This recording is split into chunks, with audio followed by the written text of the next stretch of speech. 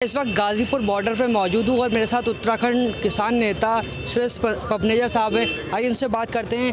आज जो किसान रैली निकली है, क्या कहेंगे? आज किसान 2 महीने से दिल्ली की सड़कों पर है और अपनी मांगों के लिए तीन कृषि कानून जो कि किसानों का कहीं हित करते हुए नज़र नहीं आते, उनको वापस लेने की बात कर रहा था। किसान वार्ता कर रहे थे लगातार और इसी बीच आज बहुत ही पुनीत गणतंत्र दिवस की बेला है और उस पर सरकार ने किसानों को परेड के लिए 3 जगह पर स्थान दिया था और परेड निकली भी, लेकिन जगह जगह बीच में जो रूट दिया गया था और उस रूट में भी जगह जगह बाधाएं उत्पन्न करना उचित नहीं था। सरकार को सहयोग करते हुए प्रशासन को सहयोग करना चाहिए था, किसान सहयोग कर रहा था और कुछ जगह आरटीओ में और कुछ जगह पे ऐसी घटनाएं देखने को आ रही हैं। हम लोग भी रैली में थे, सब लोग जा रहे थे, लेकिन कुछ जगह दुखद घटनाएं हुई हैं। वो ठीक नहीं है क्योंकि किसान आंदोलन एक सही दिशा में जा रहा था और किसानों की सही मांगे हैं कि एक MSP की गारंटी हो, MSP पर खरीद की गारंटी हो, क्योंकि आज अनाज किसान पैदा करता है, आत्मनिर्भर भारत को बनाता है। अगर किसान मजबूत होता है तो भारत मजबूत होता है। किसान भारत की आत्मा है और किसान भारत को मजबूत करना चाहता है।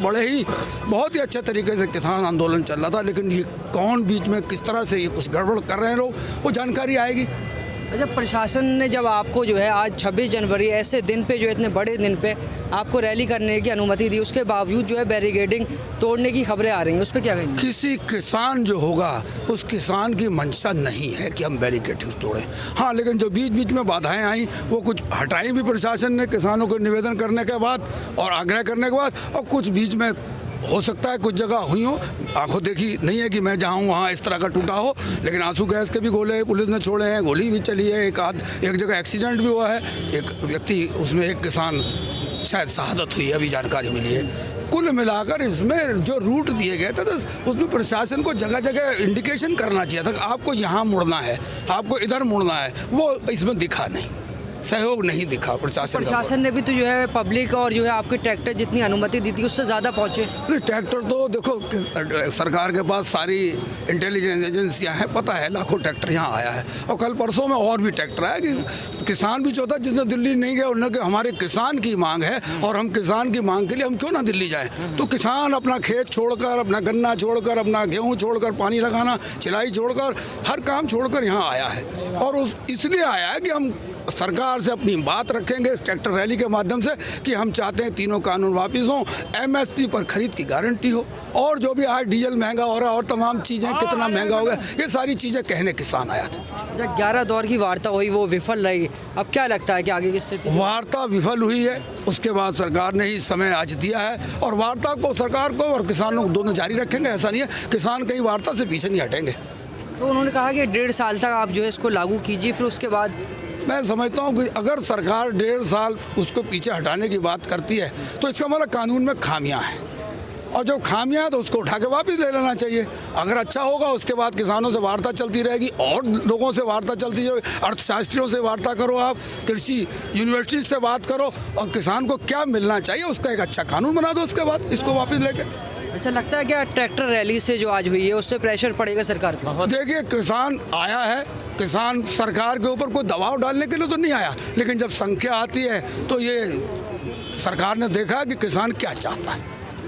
तो अब क्या लगता है कि क्या स्थिति बनने वाली है आगे? जो है सरकार जो है, क्योंकि 2 महीने हो गए, बहुत सी मौतें भी हो गई, 50 के तकरीबन, बिल्कुल 70 से ऊपर लोग शहीद हो गए इस आंदोलन में और ठंड का समय था, अभाव था।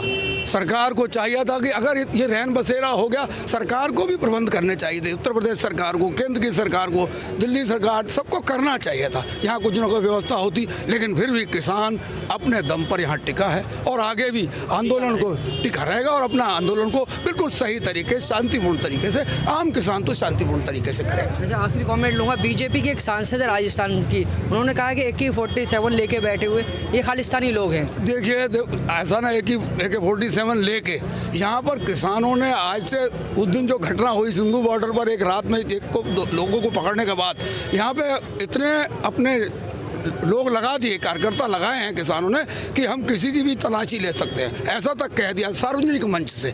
और यहाँ कहीं कोई कुछ लेके नहीं आया है। हमने तो किसी के पास कुछ देखा नहीं है, आपने भी नहीं देखा होगा, और देखा होता तो सरकार के पास सारा तंत्र है, वो देख सकती है। अच्छा, सिंगू बॉर्डर पे जो शख्स पकड़ा गया उसके बाद जो है मीडिया ये बात कर रहा है कि ये जो है प्री प्लान था, जो है ये खुद बनावटी बातें हैं। देखिए, जांच का विषय है। उसने किसानों के सामने कहा है कि मैं इस तरीके से आया हूँ, और जो भी अगर कुछ है तो पुलिस की पकड़ में है, पूरी जानकारी लेगी पुलिस और सही खुलासा करना चाहिए।